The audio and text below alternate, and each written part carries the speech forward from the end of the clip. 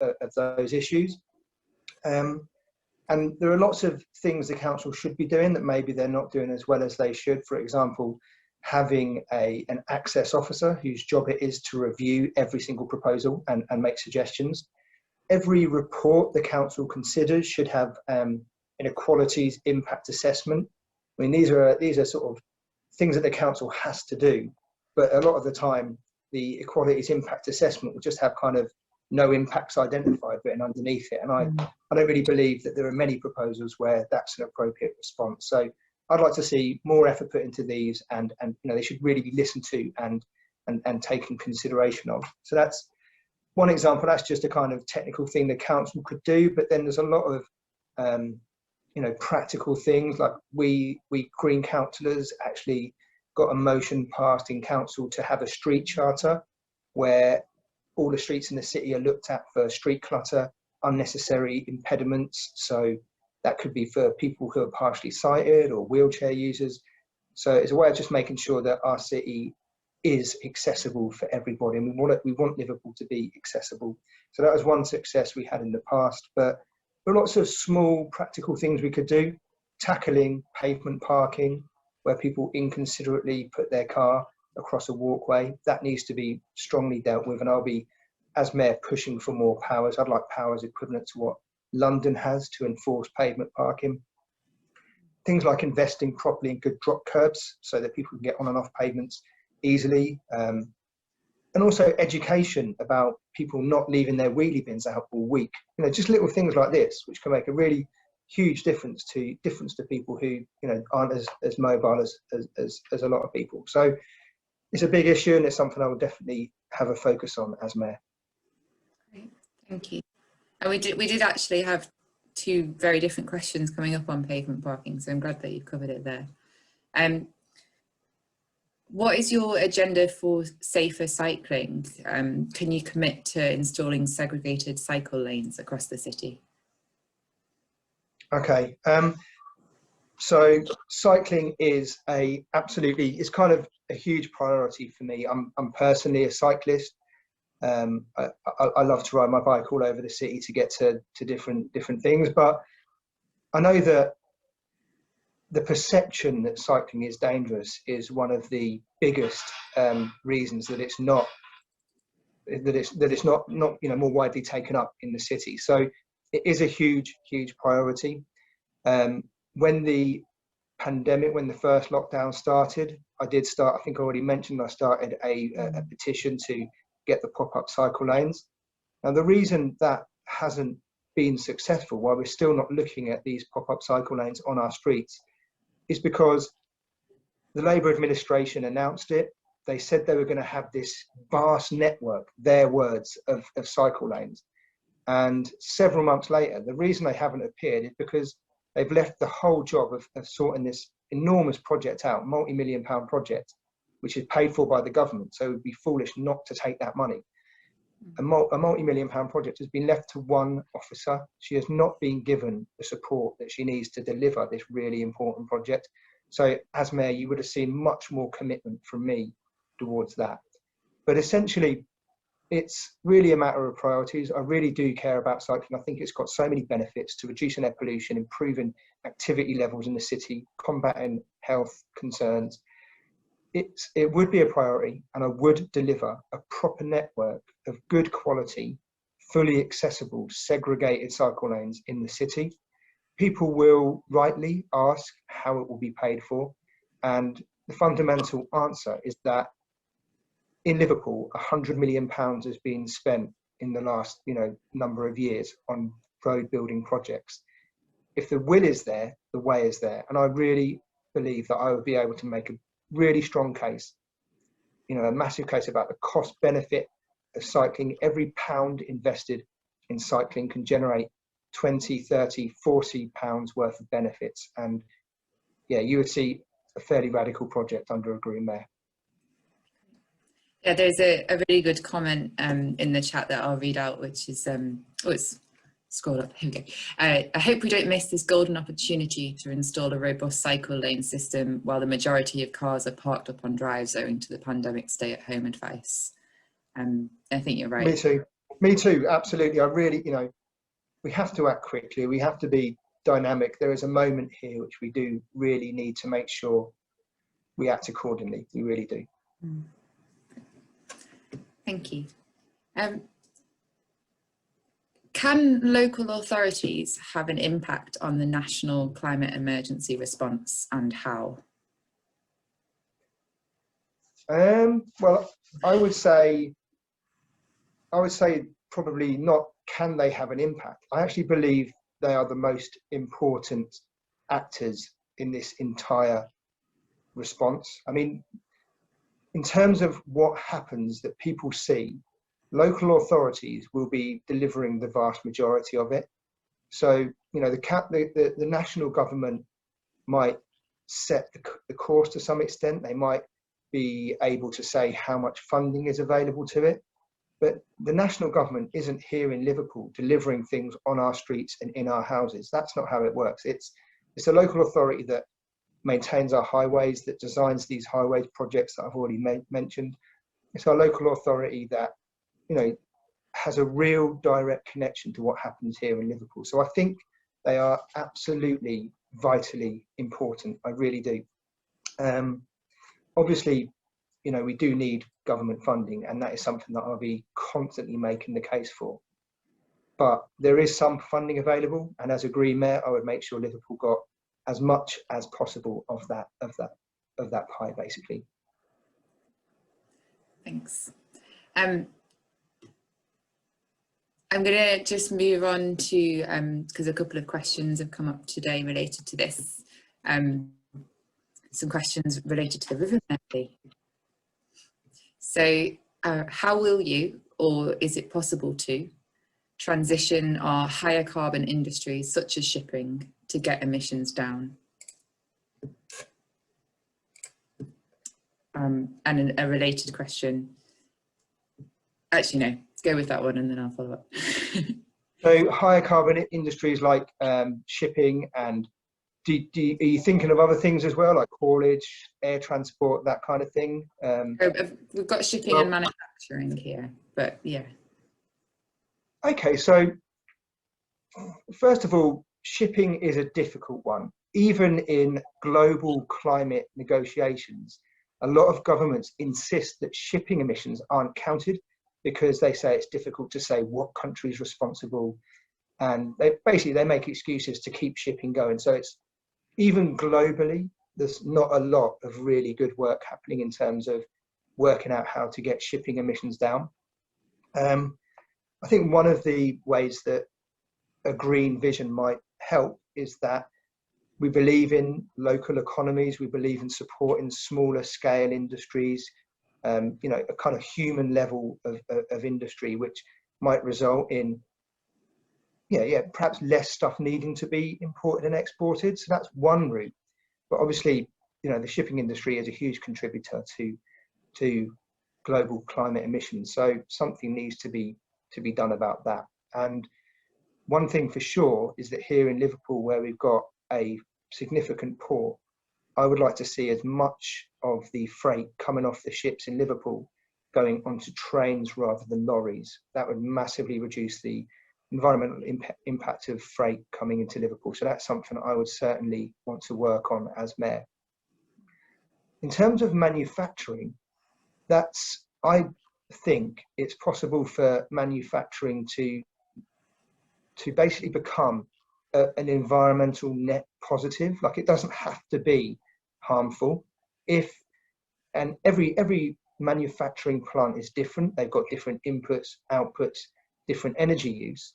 But in all cases, they can come up with an environmental plan to make themselves green. They can make sure they work towards having zero carbon electricity. They can work towards reducing their waste outputs and finding ways within a circular economy for their waste to be reused by different companies or used in different ways.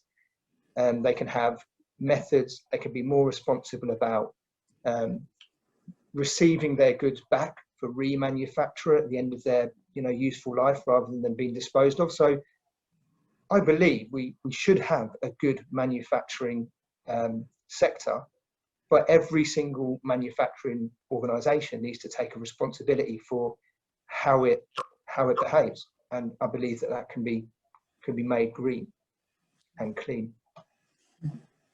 Great, thank you. And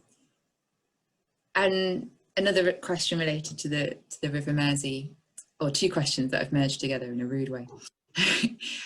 Are you in favour of the Mersey Barrage?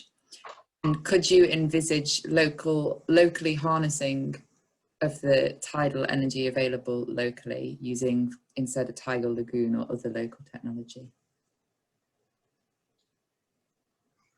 Well, I'm not an expert on different forms of tidal energy, so I'm not too sure what the other options are, if I'm completely honest with you.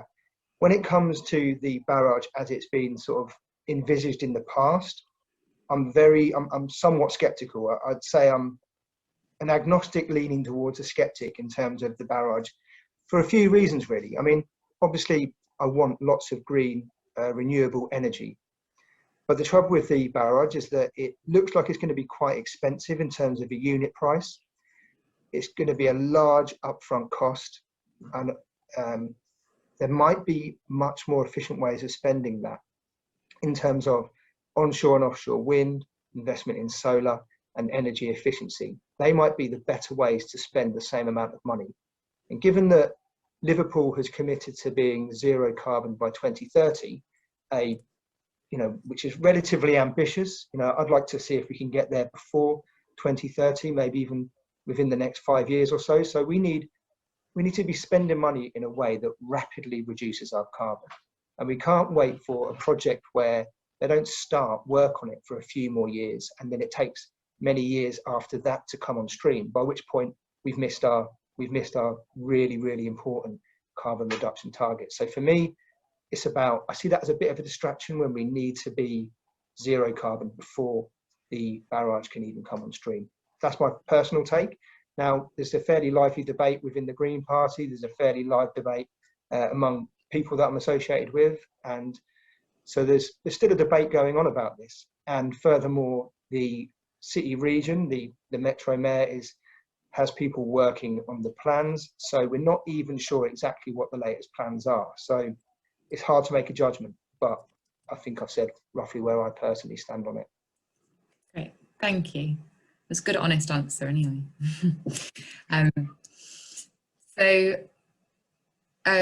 on a little bit, Liverpool's green spaces are increasingly under threat from development, despite many of them having protected status. What would you do to ensure that our green spaces, especially Rimrose Valley and Oglet Shore, are protected from developers? Well, green spaces for me is like an absolutely fundamental issue. Before I was even a councillor, I was campaigning to save Sefton Park Meadows.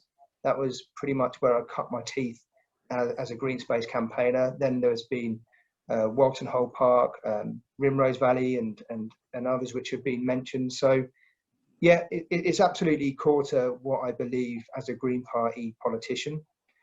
On becoming elected mayor, it would be an absolute first priority to meet with all the different green space groups and all their representatives to come up with a proper long-term sustainable solution to making sure that green spaces in Liverpool are properly protected. So that's an absolute priority for me as mayor. The ones that were specifically mentioned there as well, actually, Rimrose Valley and Oglet Shore, both of those are threatened because of proposed highways projects that probably aren't actually compatible with the stated aim of getting to zero carbon. Rimrose Valley is threatened by the building of a new A road to help lorries drive the freight off of the port into the rest of the country. That's something that certainly will have a very negative climate impact. So it's something I want to probably challenge anyway. And same for Oglet Shore, it's threatened by the expansion of the airport, which again isn't in line with the stated aim of getting to zero carbon. So those two in particular, but also green space generally, are a really, really significant priority for me. Thank you. So Barcelona has committed to creating and managing green spaces to increase and support biodiversity rather than focusing on looks and tidiness. Do you share this vision, and do you see it feasible to act on? Yeah, I mean, I read about the Barcelona project. Somebody alerted me to it, and I read it. I thought it was a fantastic project. I think it's great what they're doing there. It really closely chimes to the sort of ideas that I have. If you do have a look at our manifesto on the Liverpool Green Party website, you'll see we've got a whole section called City of Nature, where we talk about how we really want to promote biodiversity. And so it's something I do campaign on. I believe it's, you know, not only desirable, but I actually think it's quite essential to a kind of vision of Liverpool as a green, welcoming city in the future. We actually, Green Council has actually submitted a motion recently about managing grass verges. So we're pushing for the council to change how they manage all the green space that they look after at the moment for the exact same priority, really, to benefit biodiversity rather than you know, tidiness and mowing it back so it just looks like a lawn everywhere. We really do want to promote biodiversity at every opportunity. Thank you. Last question, green space related, before we move on a bit. Okay. Quoting from the question: "For years I've been watching my local area, Garston, becoming a place that maybe you wouldn't want to live. Garston was once a village full of fields with nature. What would you propose for an area such as mine to regain green areas and to keep those we still have?" Okay. Yeah, I mean, I know that Garston does still have some lovely open areas. It's quite close to sort of like the Calderstones Green Wedge or the Allerton Green Wedge. And then I actually walked recently down by the river, down Banks Road, which was lovely. So there are some great spots. But yeah, I mean, I do think Garston has unfortunately been a little bit neglected in recent years, and I do think that a better vision for Garston would be a positive. I know that locals were dismayed when Aldi refused to open their new superstore in the centre of Garston. Now that might not sound like it's a particularly desirable thing to have, but if the shop is there, at least it brings people to Garston and animates the town centre. And I was disappointed that happened. And the reason Aldi wouldn't open in the centre of Garston was unfortunately car parking. They wanted a bigger car park, so that was a bit disappointing. But yeah, I mean, I would look for, one of the things that I'd really like to do as mayor is link our green spaces with really good quality walking and cycling routes, so that people would find it easier to go from one nice open space to another, and linking them together would enable people to discover more green spaces and help people to spend more time outdoors, you know, being active and enjoying what we do have in Liverpool. Thanks. Sorry, I've lost where I am. There we go. This is another question that's come in today. In the area where I live, quoting, there has been a steady increase in youth crime over the past few years. Stabbing, theft, bike crashes and substance abuse, which has a wide effect on the community. What strategies do you think might help to address this? Well, obviously that's horrible for the person who sent that question, and it's terrible to be experiencing those things, and it's really, really sad for the kids involved who for whatever reason feel pushed towards that lifestyle. So we need to be smart about how we handle this. It's not an easy fix. It's like homelessness. It's not just a case of give them a house and they won't be homeless anymore. You can't just do one thing and expect people to stop engaging with crime. One of the things that is often mooted as a sort of solution, of course, is investing in our youth services, and I completely support that. Cuts to youth services just mean more kids with more time on their hands who become more vulnerable to people who wish to lead them astray. So I'd certainly be supporting youth services. But a lot of it's about the kind of society we live in. We live in a society where there's gross inequality. Nationally, certain parts of the country are a lot better off than Liverpool.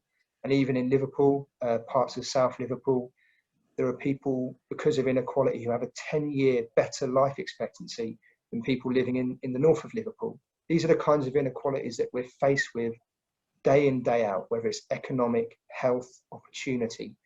And I really believe that, a green vision of creating an extremely fair, equal society is going to give people more hope. It's going to give people more reason to engage positively with their community, with the country. And I think at the end of the day, we don't get to the root of these problems until we really do address inequality and the lack of opportunity that some people face. Thank you. So parts of the city, as you've touched on there, have really been failed, and that includes when it comes to our heritage. So this is a question about Everton in particular. The lights of St Domingo Everton Library has been left to fall almost into a state of disrepair. What would you do as City Mayor to ensure that our historic buildings remain in safe hands and away from bad development? Well, that's a really good question, and I know that library well. It's a beautiful, a striking building actually, and as the questioner says, it has been allowed to fall into disrepair.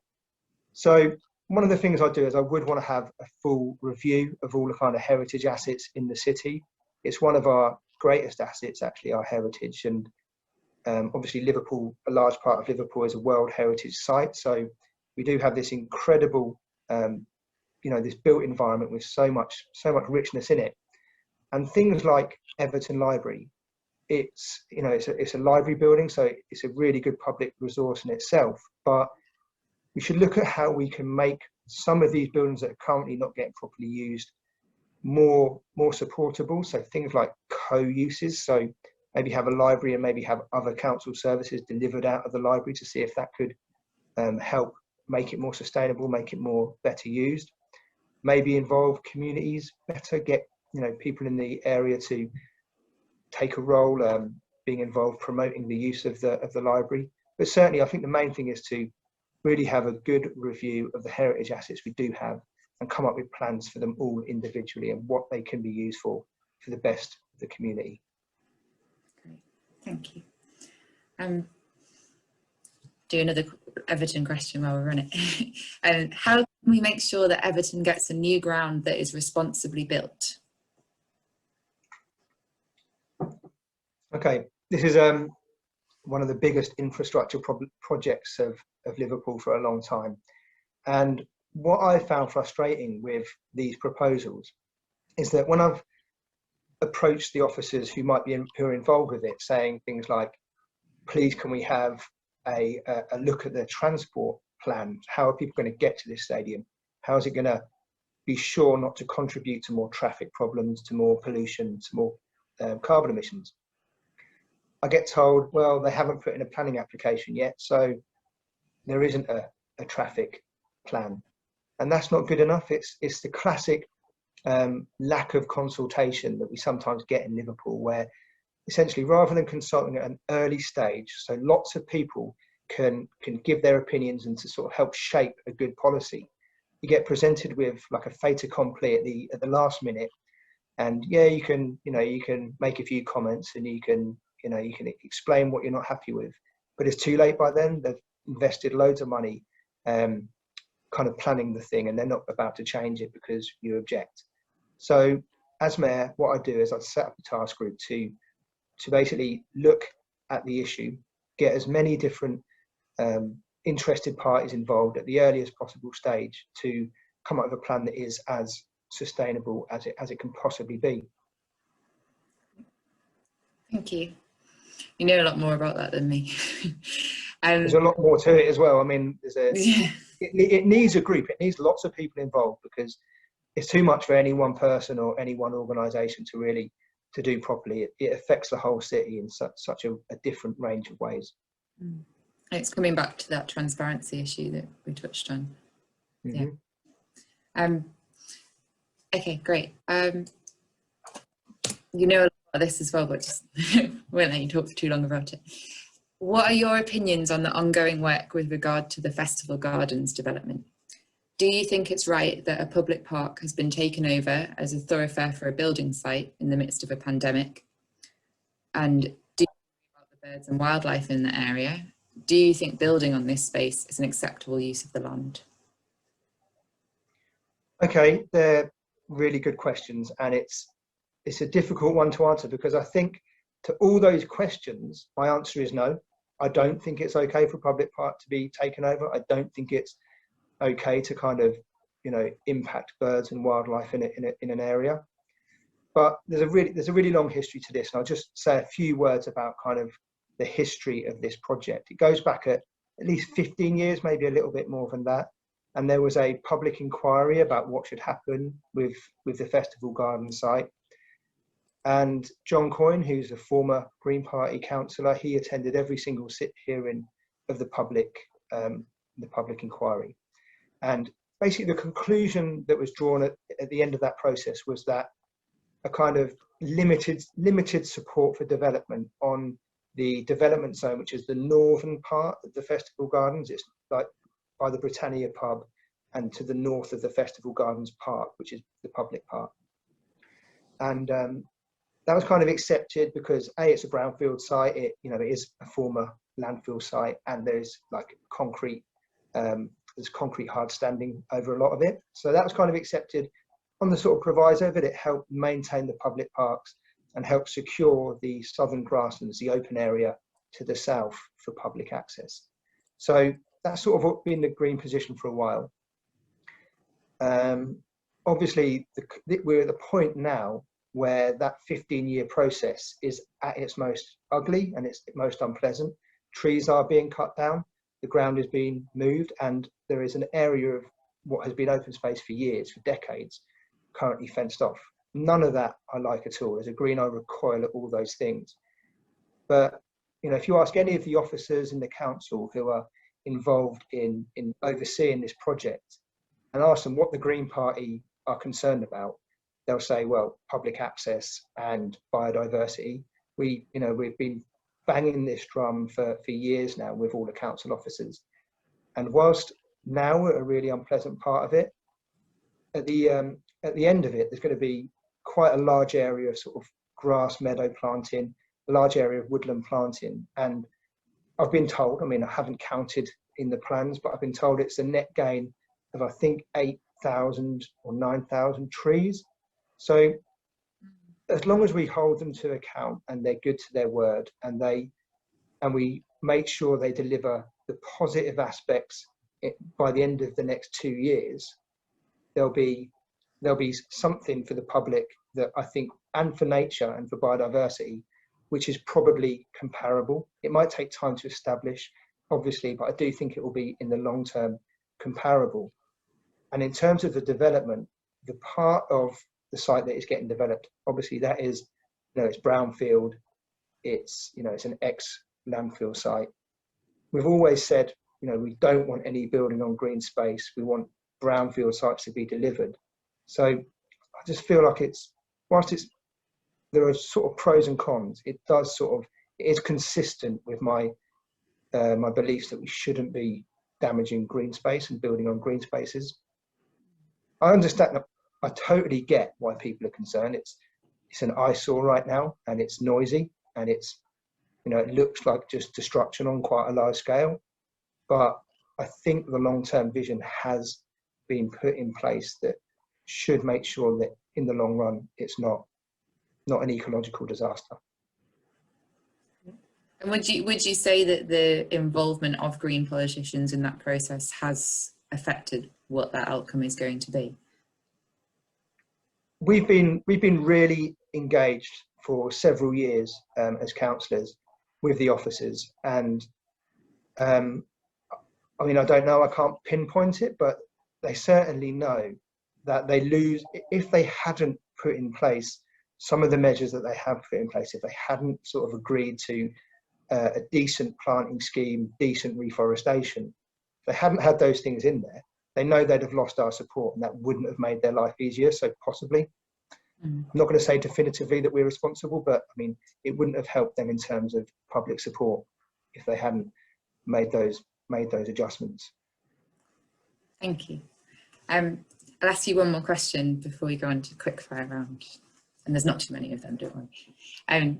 So what will you do to at least try to improve the rate of recycling, and how many more plastics could be put in the curbside collection at Liverpool?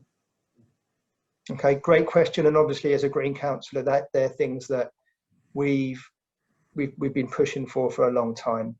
So one question was, what more plastics could we put into the system, into the recycling? I think plastics are just inherently bad. I actually don't think saying that we can recycle more plastics is the answer. It's about cutting them out at source. We should not be producing plastics. We actually, me and my green colleagues, we went to the big recycling plant and where all of Liverpool recycling goes to, and we had the tour, and we were asking that exact question: why don't you take yogurt pots? Why don't you take takeaway trays and that sort of stuff? And the reason that they don't take them is because there's nothing to do with them. You can gather as many as you want, but no company is actually going to take them off your hands and recycle them. So what happens is they get baled up and they end up in the Far East getting dumped into the oceans. And that is actually a lot of the time what happens. There's just no market for it. So we were told that we could collect it, but it would be a waste of time. And I tend to think, actually, it's so much cheaper for the captains of industry to just produce new plastic than it is to actually go to the energy of recycling. I tend to think there's something in that. So I'd certainly focus on reducing over recycling as mayor, and that is something I'd have a policy for. And just on recycling though, food recycling is just an absolute no-brainer. Food can be cheaply and easily made into a really useful product called compost, which can then be used to grow more food. So I would absolutely bring in a citywide doorstep composting scheme. And the way I'd fund it is because this city spends millions of pounds a year disposing of waste. And I would target that number coming down significantly over the course of a few years. So I would basically invest against that saving in the future in a food recycling scheme. And I'd really, really want to see a bottle collection, washing and reuse scheme in the city, bottles, jars, so many different containers. Recycling is much better than throwing it in a hole in the ground, but it still uses a vast amount of energy to sort of reform those materials. So much better would be to just give them a rinse, stick them back in the production and fill them with jam again. Great. So they'd be my main priorities: reuse, composting, and stopping plastic at source. Thanks, Tom. It's a great answer. Actually, sorry, I do have another question from today, which I'm going to ask before I do the quickies. What is your opinion on HS2, and do you support non-violent direct action? I don't support the HS2 project. I think it's turned into just a colossal white elephant. The amount of money they're spending could be better spent on better local transport links, and we could get more people onto local commuter trains rather than spending all that money encouraging people to travel up and down the country.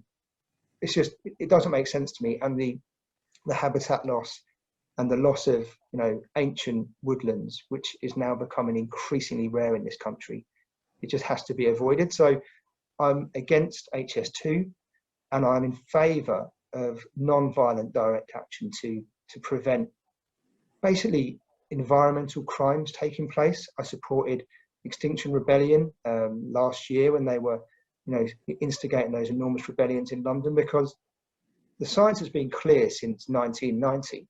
We agreed then as a planet we need to reduce carbon emissions, and we've kind of ignored our own advice now for 30 years, and we are in a really, really important moment where radical action now can hopefully prevent the worst impacts of global warming. Inaction now means the future for our kids isn't going to be particularly how to put this, it's going to, the sooner we act, the more chance we have of the effects of global warming being manageable. And direct action, pretty much anything to make that happen is essential. Thank you. Okay, you have to answer these as quickly as possible, and I'm going to do something that only a few people are going to get. This is to show that it's fun. Okay. This is live. Get it. I'm not a cat. Tom, are you a red or a blue? I'm a red, but I'm not originally from Liverpool. Cool. On a line between capitalism and socialism, where would you place yourself and why? Or capitalism, good and bad? Okay, well, I don't think there's a straight line between those two.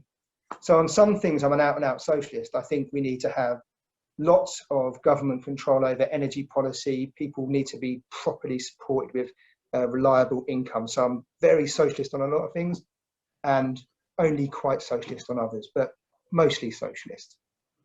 Cool. What's your favourite bus route in Liverpool and why? It can only be the 82 because I've ridden it about 10 million times. I don't know. And we know that you're a passionate cyclist, but can you do a sick wheelie?